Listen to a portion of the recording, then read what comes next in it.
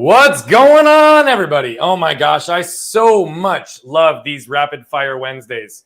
Rapid Fire features, rapid fire fun, rapid fire content, rapid fire coaching. Sometimes it's all wrapped up in one, sometimes it's just one of the above. But either way, we just really enjoy being here every single week. You know, it's really funny. For a long time, I used to have this little bit of a podcast that we called Hump Day Pump Day. It was always on Wednesdays. And it was always the ability to allow people to pump them up until the end of the week. And I haven't talked about that show in, probably 5 years. It's not even been something that's existed. And so this rapid fire truly has taken that over. But I will tell you that the ability to be here on Wednesday, bring fire to every single one of you, pour into every single one of you, and be able to bring in individuals that will help you elevate and empower you moving forward in your life, your relationships, your sales, your businesses, your health, anything. The cool part is at this point in my life, I've been able to be surrounded by some of the most incredible human beings that exist. You know, some of them with well-known names, some of them with less known names, but some of them not even having a known name at all. And at the end of the day, it doesn't matter if your name is known or not. It matters how you show up every day for those that are in your world. The cool part is when we have little gems that we can share with the world, whether they're known or unknown, an ability that can add value into your world, I just enjoy that more than just about anything. You know, this show and the feature is also an opportunity for me to be more interested than interesting. There are so many shows that we do, so many coaching opportunities. We're pouring into and providing value for other people. This is my chance to learn from some of those around me and selfishly ask questions that I get to learn and grow from, but also that every single one of you can benefit from as a result. So today, I am very excited to bring a good friend. He's become a good friend since last October. And I will tell you that this individual I met at an event with one of my other best friends, George Bryant. He was actually at his event. I was there speaking, and we connected. We got the chance to get to know each other. We got the chance to spend some time together. And, you know, I'll tell you, I'm going to say this before he even comes in because it's pretty interesting. The very first time I met him, I could tell that he was pretty guarded, pretty armored, and not in a negative way. I don't say this at all because I adore this man. But I think he didn't quite know how to read me. And because of some of the ways that I speak on stage, often it puts people into a position where they feel and they think and they exist in a way that maybe they haven't in other places. And Joe kind of kept his distance from me at the first event because he's like, I don't want Brian to come over here and see through me and unpack all this stuff. And then a few months later, we saw each other again. And he actually came up and volunteered that. He said, Brian, I'm here now. I'm open. I'm here. And we've just continued to build on our relationship since then. This individual is someone who shows up. And so I'm going to go ahead and ask my team to pull him in while I'm giving the rest of his intro because I want you all to see his face. Joe, what's going on, brother? How are you? Thank you for having me. I appreciate you. Yeah, dude. Joe is somebody that just shows up. You know, I've said a lot of times in life that life is first about showing up. Then it's how do you show up? Then it's where do you show up? Joe shows up always. He has a standard for how he operates in his life that's just up here, which means that how he shows up is high level in every single place that he goes. But I'll tell you the where Joe shows up is what amazes me more than anything. I have gotten to know Joe, and Joe has kind of interwoven into some of my circles as well. And, you know, I am not somebody that is overly active in many of the virtual ways outside of content, supporting the people that I love. But I'm always incredibly amazed by individuals who can seemingly be omnipresent and be everywhere. They have an ability to build relationships at such a deep level, something I'm good at, but there's other people that are better or their unique way is just so ingrained in their life. And Joe, dude, I don't know how you do it, but it seems as if you're in every single Facebook group with all of the major thought leaders. You're not only coming in and attaching yourself to their worlds in a way that you're learning and growing, but you're adding value and you're finding ways to build relationships and add value and impact in and throughout people's communities. And so that's the first thing I wanted to say about you is that you just show up, brother. And I am grateful that you showed up here with me today. Yeah, always, my friend, always. So I can't do justice to your intro outside of that. I can certainly lean into a bunch of different things about you, and we're going to ask some questions, but I don't want to tell the world who you are. I'd like you to tell them who you are. So do you mind giving them a little bit of a sample on who Joe Graham is? Sure. First and foremost, I'm a father and a husband. because that's important to me. I have a podcast that's called the 150K Podcast where I help people take their dreams to six figures and beyond. I'm a sales coach. I've been in sales 15 years, and really, I'm a lover of people. If that's probably the biggest thing. I love people's stories. I love hearing about them. I like seeing them win. If I put that in a nutshell, that's kind of how I would describe myself. So the lover of people is something that is very real, and it's felt anytime someone is around you. You know, I have actually seen you with people that maybe were a little bit guarded, those that maybe were a little bit shy, a little bit insecure. I've seen you literally just bring them under your wing. You create warmth, you create safety, you create protection, and you open them up in a way that you just make them feel safe. And so what I'm curious about for you is, outside of your sales and your professional expertise, where and how and when did you realize that relationships were the key? And how did you start to lean into that? Ooh, that's good. I think just at a young age, I've always loved stories. I always loved people. And I'd never been shy of reaching out to people that I wanted to talk to. So I would just start talking to people. And then I found out from really experiencing when I had people take advantage of me, or when people used my gifts or used stuff in a way that I didn't like, that for me, I want to see someone as a human, as a person, for what they bring to the table, not what they do. And that's when I just have started always trying to find a way to connect with them and find out, well, what makes you tick, Brian? What do you like to do? What draws you in? And I've just applied it. And I think we do that a lot. Like, the stuff that we maybe didn't feel when we were younger or felt the opposite of, I try to change and get to the point where I'm more of, okay, I want to find out about them. I want to really let them know I genuinely care, and I don't want them to feel like I'm taking anything from them. So it's always how can I help you instead of how can I get from you? And that's kind of opened a bunch of doors. And it wasn't even like I was trying to take from them. I literally genuinely wanted to get to know them. Yeah. Well, I think that's something you and I definitely share in common, because I say often, there's so many situations in people, and I think I've even said this to you in certain situations. I want nothing from you, brother. I just want something for you. Yeah. And you exist that way. And that's a very unique thing. I think so often in this world, we start to get our armor up because we're conditioned by what everyone wants from us. I will tell you, and I say this not to impress for everybody who's watching, but just as reality for what it is, it's to impress upon the point. The larger our impact has gotten, the larger our reach has gotten, the less people I have in my life that I believe want something for me. Now, that doesn't mean I don't have them. I absolutely do. But I'm also really curious, because you just said something, and I had no thought process until this exact moment to have this question come through me. But you said that one of your biggest things is you like to really be able to figure out what makes people tick. Mm-hmm. And I've watched you actually read people. You sit back, you absorb, you literally witness, and then you ask engaging questions. I'm going to flip this on you right now, and not from a selfish perspective, but just out of curiosity. What makes me tick, brother? You look at the person first and you want to help them. Like when I first saw you and met you, I knew you were extremely genuine, extremely authentic, but extremely raw and real. So I knew, because I'm in the sales world and that whole thing, and it's a different world if you're not in it. It's really like alpha, all this crazy prima donna, chameleon crap. And you just have a genuine sense of caring. And that's what drew me to you. And I knew, I was like, oh, crap. If I talk to this guy, because you were talking about that story, if I talk to this guy, he's going to open me up. And most people can't open me up, because normally I can go into any group I want and act how I want with them and like make them feel comfortable and open them up.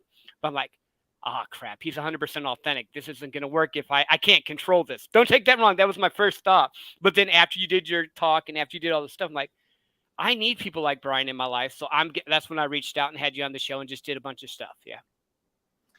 So a lot of people in a lot of different areas. I'm really curious, what do you think is the greatest block? And I'm gonna speak specifically to sales for a second.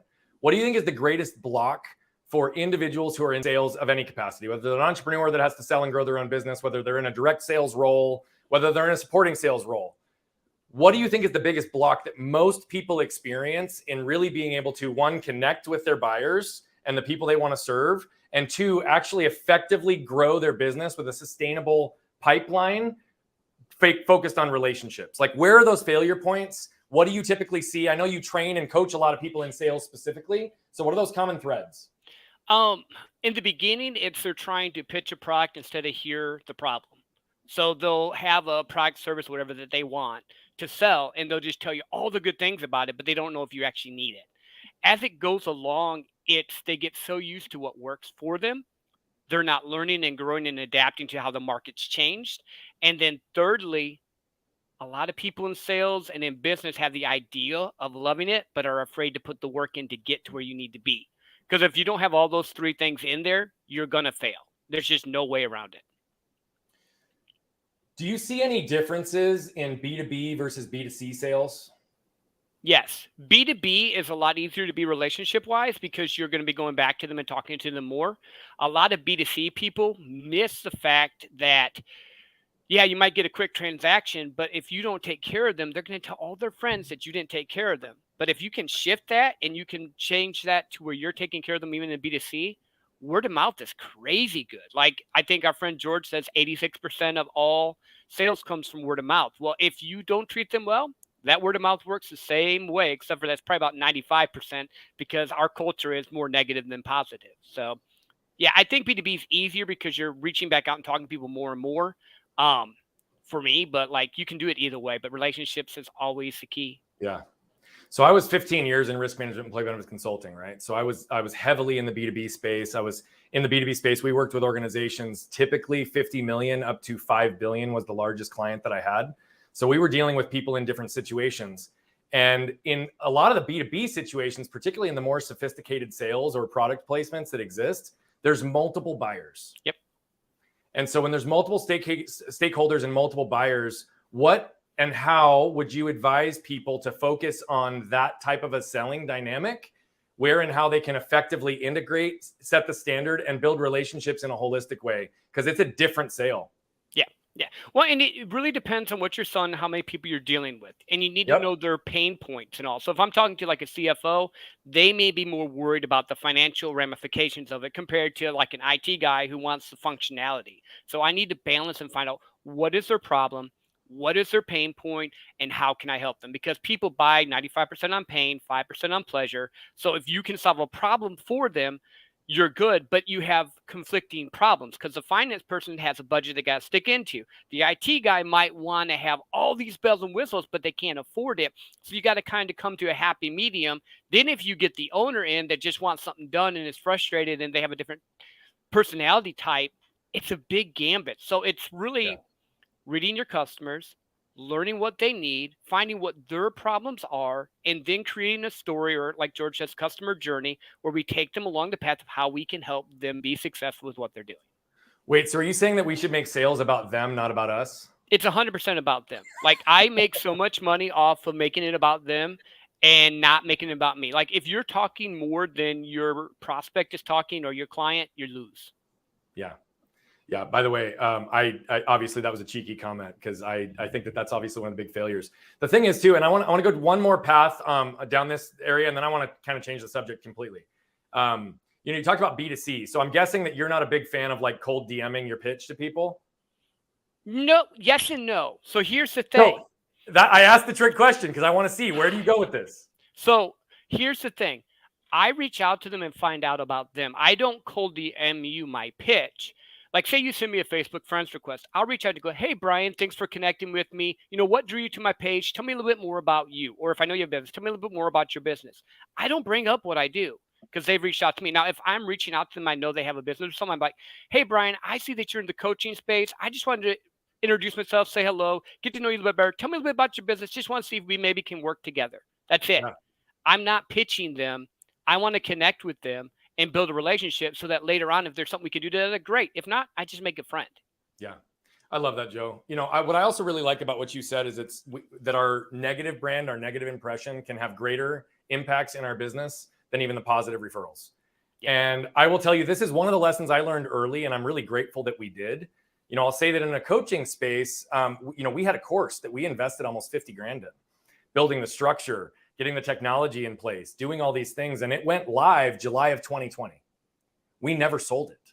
We never pushed it. And the reason we didn't is because the customer experience was not what I wanted. We had been able to put together about 8 different elements of technology that got us darn close, but there was still some clunkiness. And literally all the people that were around us and my team at the time was like, why are we not pushing this? Why aren't we driving sales around this? Why aren't we doing these things? And I said, because if this is what someone's experiences, not only will they never come back to us to help them, but that will spread faster than if our course is the best thing on the planet. Yeah. Right, 100%. wrong, or indifferent, to your point exactly, the pain is what drives people in so many situations.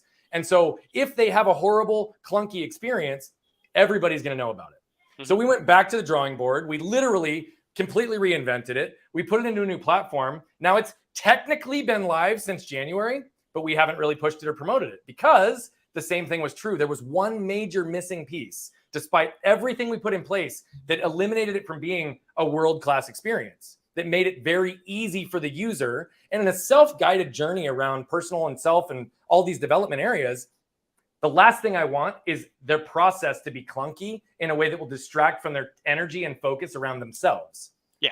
So if I'm all about you, my technology shouldn't prevent you from getting to you through the clunkiness. So we believe that very much. Now, we're getting ready. We believe that we're going to be relaunching and actually starting to push it because we believe it's finally to the place where it's market ready and will give the experience that will support our brand. I'm curious, when did that lesson hit for you, where the negative implications of not doing something correctly on the front end can bite you long term? In my sales career, so I've been doing sales for 15 years. I was selling oil and gas, and I didn't know that we weren't getting the returns that they were getting. So it's like an investment thing. You have to be like an accredited investor and all. Yeah. And once I realized that what I was selling them was not getting taken care of, I couldn't do it anymore. In fact, we had a guy call and go, "Oh, you're really getting us 2 to 4% returns on your investment?" Well, it's projected, sir. Of course, you have to use those key words. Always. He's like, "I've got $5 from my $300,000 investment." And when I realized that what I was selling was not really giving him what he needed, even though it was a high risk and it was he kind of knew that in the game, I just couldn't do it anymore. And ever since then, I've always just shifted from here's the crazy thing. You can be super transactional, make money really good for a short time. The problem is that it catches up with you and you're screwed. That's right. The people that make wealth and make money in sales for a long time, it's because they have the relationships built. They take care of their customers. They follow up with them. And if they say they're going to do something, they do it. And if something goes wrong, they 100% own it. Yep. Those things right there will make you more money than anything else. You have to believe in your product. You have to know what you're selling. You have to fulfill it. And then you have to own it when it screws up. You have to look at it through the long run, because just what you said, there is no quick hit. I mean, this is exactly one of those cases where our concept of embracing pain to avoid suffering exists. You can embrace the pain of taking it slow, establishing the foundation, passing up on some of the quick wins that could exist to avoid the suffering of having a very successful business that literally just evaporates overnight because you haven't built for the long run. Yep. If the foundation isn't solid, you can't build and scale off of it, period. End of story. Yeah, but I love what you're doing, because now that you've done that and you've taken the time to go over it, when you do release it, it's going to be able to go, 10, 20, 30 years instead of, like you said, maybe do good for a year and then just disappear. Yeah, that's the hope. I mean, everything we build is for the long run. We're on a mission to impact 1 billion lives. So that was the other thing, as I was like, if for us, anything that could distract or take away from our momentum to impact 1 billion lives, any singular thing, any singular product, any singular positioning in something, even language that we use, if we're not careful, those things can literally separate, polarize, and truly get us away from the impact that we want. And so for us, especially given how big we are focused, we realize that we have to take it slow. We have to be intentional. And when I say slow, dude, I go as fast as I possibly can in so many areas, and done is better than perfect. And so I'm a really big believer that I'm a speed guy as well, but speed only at the sake of impact, because if speed sacrifices impact, then there's no point in moving fast. Yeah. That's at least how I view the world. Now you, my friend, I want to pivot a little bit. I wanted to hit on some of the sales experience that you have, because I just really like the way you articulated it. We're very much in alignment in the way we view those processes, how we see those things. And so I love that you feature that. You are the top salesperson in your current company that you are employed at. I say parentheses because sales is always in employment, but it doesn't necessarily, you have a lot more freedom than most people, right? Yes. You're the top sales guy. You've been racking in the awards. You've been racking in the recognition, and none of that is what you're seeking. So you are not only the top sales guy in your entire organization, but you also have a coaching company where you are helping individuals and organizations understand the concept of sales, largely leveraging relationships, and really also putting yourself in a position where you can show people what's possible from an income generation perspective. So can you give a little bit of insight into not only we now know why you're good at sales, but can you talk about your passion now to perpetuate the impact moving forward, to elevate and empower others with the same skill sets, experience, and heart, frankly, that you have? Sure. And it's funny. You always have those pivotal moments. So like I've been in sales 15 years. I wasn't always the best, and I've learned and grown and built it. And then I kept hitting 100K. Then I hit 150. Then I hit 200. I'm like, I could breathe. I could start dreaming again. And I was like, I can actually really dream now because I didn't have the pressure of, am I going to be able to pay the bills? And I'm like, well, I want to help dads take their kids to Disney. I want to help people do their trips to Hawaii, wherever they want to go. Or if you want a car, I'm not into cars, but I can help you get a car. It's just building the life by design. That's why I did the podcast, this 150K podcast. Because here's the crazy thing. I don't dislike the gurus sometimes, but like you see I'm going to make you a millionaire in 90 days. Okay, whatever. Who cares? What about getting to step one, which is breaking the 100K barrier? The top 30%, if you are over 100K, if you're over 150K, you're in the top 10% of income earners in the world. If you make over 200,000, you're in the top 5%. So let's get you there. And there's practical systems and tools we can put in place that you can repeat it and write your own check because you've done the work, you know the process, and you can walk your people down the line. Then if you want to go and become a millionaire, great, or do the investments and all. But my goal is just to help as many people get to what I call step one. I love that. And again, that's the same concept of the foundation, right? You're helping people understand the foundation that they could build and scale off of or maintain just at that level, but it's to show what's possible. And to your point exactly, when you start talking about those stats, so you said 30% at 100K, yep, 10% at 150K, 5% at 200K. You're in the top 5% of income earners in the world. Okay. Which is crazy. So the first step you're trying to get everybody to is in the top 10%. Yeah, you get to 150K, you're in the top 10%. You can start going and doing the trips. You can, maybe you don't have a private jet, but you can do a bunch of stuff once you're in that bracket because you don't have the pressure of, am I going to be able to pay for food? Am I going to be able to do this? Unless you have some really crazy budgeting issues, but then I have friends and I'm sure people we can help send you to if you need that too. Yeah, totally. And again, the financial literacy side on the other piece of it is, it was funny that you said that because I was literally leading there, like getting to the first step is one thing. How do they keep it? Right. Yeah. And you basically were like, that's, I'm going to get other people in place to put that in position.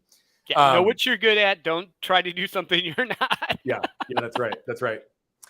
So I'm a little bummed that you are wearing headphones today because I was going to challenge you to an ear wiggle off and see what we can do. So are you able to turn? Let's have some fun on this show real quick. Yeah. Because you can wiggle your ears. Can you show it to the side? Yeah. Do they actually move? Yeah, buddy. Yeah. Let's see. Are mine moving? Yeah, I think mine moved. Yeah, look at you, Joe. Yeah. See, this is where rapid fire fun comes into play. We get to wiggle ears on Wednesday morning. That's a beautiful thing. Works so you also do writing on the side for fun. Mm-hmm. Can you tell us a little bit about that? Because what I love is that you've got intentional outlets, not just with your family, which we didn't talk a lot about today, but we talked a lot about your business, what you're doing in your side hustle, which is really around impact. That's your impact generator. And now you also have some other outlets. So can you talk about that, your creative outlet in writing? Sure. Writing to me has always been something just where I can go and just not have to have any other restrictions. So like I write fantasy and sci-fi. I'm into like Vikings and the Dark Ages and history and stuff. So I just write short stories. I actually used to share them. I haven't shared them in a while, but like I had like 500 people that were reading my short stories on this girl named Adine. It was just this silly little, I call it silly little because again, when I'm talking about myself, sometimes I deflate what it is, but it was a story. You and I've talked about that. We're working on that, Joe. I am working on that. It's just like a Viking story because I saw a show called The Last Kingdom and it interested me, so I just wrote on it. But it's just an outlet. Like I do walks, I play video games. I actually scheduled time to do it because I do get caught up in the hustle and grind culture in sales and all that. And I got to go. And I finally got to a point where I'm like, okay, wait a minute. I need to just set containers. I need to have time. It's okay to have fun. It's okay to get stuff for myself. Because you could ask my wife and family. I'm great at buying them stuff. Buying myself stuff, working on that. I'm getting better at it, but it's just that whole process of, learning and growing and setting time aside to have an outlet, because you can't always be in the hustle and grind or the always reaching out, because if you don't fill yourself back up, you're empty. That's a fact. The other thing that I recognize is that so many people who fall into the hustle and grind culture, a lot of people, right, are chasing money to feed their ego, not to feed their family. I know that's where I fell for a long time. And I had to really right size that, get focused on what it was. But I know that I've also always had a difficult time like celebrating myself and giving myself the ability to have those rewards. And that is a really important part of the journey. If you're going to be a high performer, if you're going to operate in the top 30, 10, or 5%, regardless of what your income level is in the world, right, it requires you to do different things. And I'm a big believer that the journey is not worthwhile unless you also enjoy it along the way. Yeah. You and I at dinner in Austin, I got to witness something for you where you actually started to turn into and recognize how you could reward yourself early. Can you tell that story a little bit? Yes. So I I used to have this concept in my head that I didn't like sweets. And it goes back to when we were younger. My family didn't have as much money. I grew up in the country. Great people. And as we grew older, they built, their life as well. And so I would always just be like, I don't like sweets. I don't like sweets. Well, I actually do like sweets. So I ended up actually, when we were at the event, I ended up eating my cheesecake first before I ate the main meal. And then I did it again when my wife and I went out to another restaurant like a couple weeks later, because I was like, no, I do like this. It's okay for me to like things. I can have nice things. It doesn't have to just be always about someone else. Yeah. Well, on the tail end of what you said a second ago, that's why I had to bring that story up, because Joe, like, you are really finding a way not only to give yourself grace, but to give yourself credit and to also be able to invest in yourself. And I've watched you do it in a lot of the spiritual ways over the last few months, which has been really cool to see your growth and your transformation. For anybody that has this belief that you need to stay armored up, that you need to stay retreated in yourself to be able to grow and be effective in this world, talk to Joe, because he is somebody who has really embraced this process of unpacking his patterns and who he was and the way that he could have impact in the world. And it's been a true pleasure to get to know you. And it's been fun to see you start to give yourself a little bit of a reward on the front end. Now, what we talked about is obviously we're not going to have every single meal with dessert first, right? Because from a nutrition and health perspective, that'll catch up with us also. Yes. Just like not building an effective foundation for our sales and our businesses, it's the same thing here, right? We can't just go for the quick win and the quick hit always. However, I am a big believer that sometimes we have to enjoy those finer things in life. We have to enjoy the sweeter things in life. And sometimes that is the foundation for what we need in the moment. And so you are showing the world that through the way that you live right now. So we throw up your contact information in case anybody wants to reach out to Joe. He truly is a master at helping individuals understand how to grow and scale their businesses, how to grow and scale their relationships in their businesses, how to grow and scale their revenue through thoughtful, meaningful, impactful sales, regardless of the business. B2B, B2C, he sees it, he's seen it all, he's done it all, and he's coached with some of the top individuals in that space as he continues to show and grow his impact in the world. Joe, is there anything you want to leave our crew with before we wrap up today? Drop your armor, love well, be you. It's a lot easier. Like, for years I played the game and was the man and was the alpha and was the stuff, and whatever group I was in, I just became. Just be you. There's only one of you. You're unique, and the world needs you. Wow, that's weird. That's a pretty similar message I identify with, brother. I love that so much. So, Joe, really, really appreciate who you are. I appreciate who you are to me, and I appreciate who you are to this world. And brother, man, thank you so much for joining us today. Thank you for having me. I appreciate you, Brian. Love you, man. Love you too, brother. We'll talk soon. All right, everybody. So that is literally the wrap. Be great and be you.